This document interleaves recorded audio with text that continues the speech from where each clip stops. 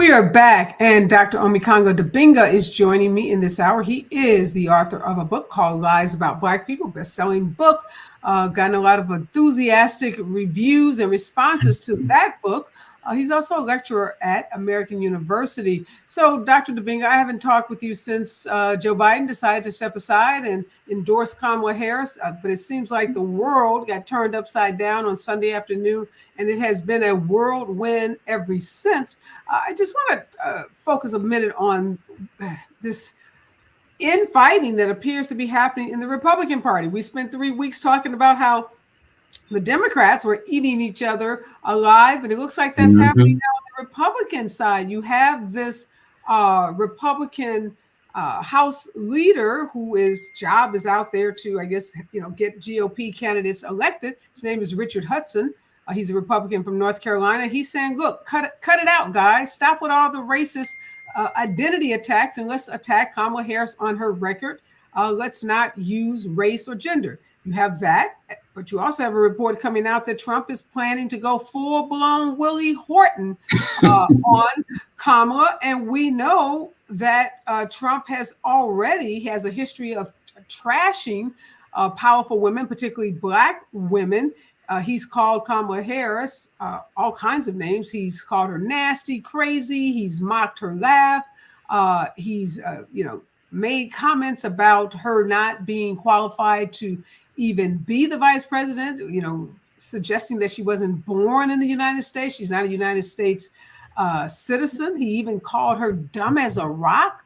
I mean, so the insults go on and on and on. Mr. Hudson is saying, cut it out, but somebody is saying, bring it on. So who do you expect the Republican, who are they going to follow? And what should we expect to see? Trump didn't seem to have a problem with Kamala, and he was contributing money to her campaign in California. But, story for another day, Mr. Hypocrite. Look, how did Jay-Z say it in his first hit song? You can't change a player's game in the ninth inning. This is who they are. They are not going to make a pivot from their racist dog. They're not even dog whistling, from their racist bullhorn ways between now and November. They can't do it. If they didn't, Democrats could easily make a pivot on various issues if they want. We switch from using language like homeless to unhoused, switch from using language like, illegal, quote unquote, aliens to undocumented. Like it's not hard for people who have character and who have other things to stand on to look at the language that they're using to see if it's helping their message. But just as any momentum they had at the RNC was shut down on the last day when Donald Trump went into his speech and just showed that he's not interested in unifying. So how do you expect to teach an old dog new tricks this late in the game? So that's who they're going to listen to, or either they're going to follow their leader, they're going to follow the racist ideas. And our philosophy, keep talking.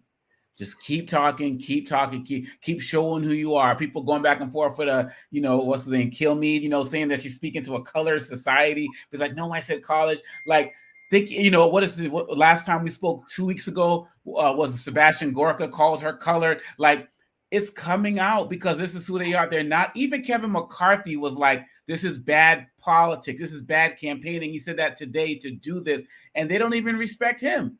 So this is who they are. Keep coming with it. Oh, we know Kevin McCarthy. He was ousted from the party. He's way too moderate. And Kevin became a Trumper trying to hold on to his seat. He sold his soul to Donald Trump, and then they ousted him anyhow. I have lots of colleagues in California that know Kevin McCarthy, remember him when he served in the State House in California.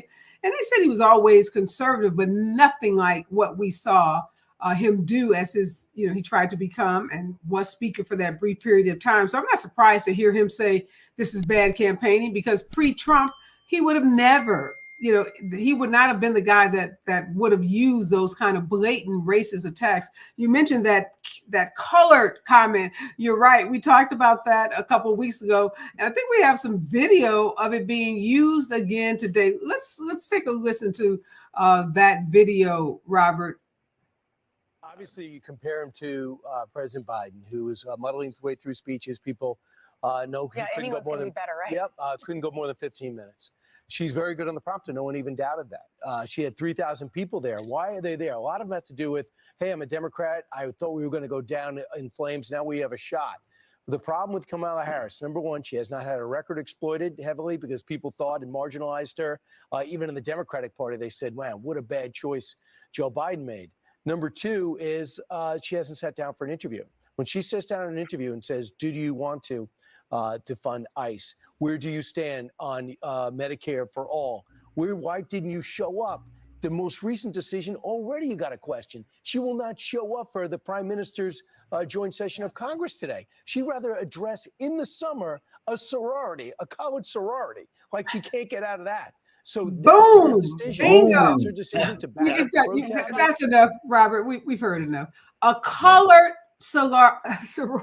Is that like a black job, Dr.? Yeah, that's what I'm saying, right? Because, and you know, him and the guy Lawrence there, the black guy there, they're online saying, I said college, but nobody says college sorority or college fraternity because it's assumed that it's already in college. So this idea, you know, we played it back and forth. That R is there, that D is there, and there's going to be more, Areva. That's what I'm talking about. And here's the thing. We're all in media. We do this work. All of us have mistakes that we make and so on and so forth. But these guys do not deserve the benefit of the doubt because of who they are. These are Freudian slips for them, and the realness is just going to keep coming out. Every one of us can make a mistake and say something that didn't come out right, but because of who we are, and your reputation matters. So you can clearly say, well, they meant to say X, but they said Y. We get it with them.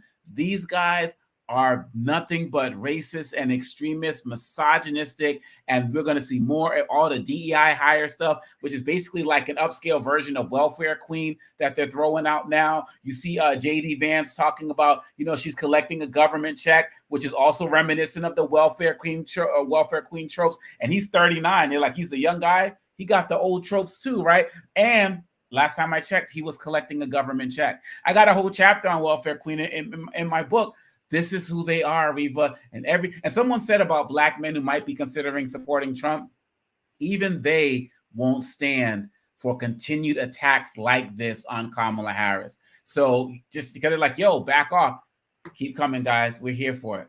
You forgot the childless cat lady. Oh my gosh. Oh my God. I don't know. That's clearly both sexist, racist, and stupid. Not to mention that. The reality is, Doc, they are so off their game. They don't know what to do. They are flailing. That's right. They are imploding, and they're struggling to find a message because they spent 2 years, 3 years, the old white guy, and now they have the young, vibrant black woman.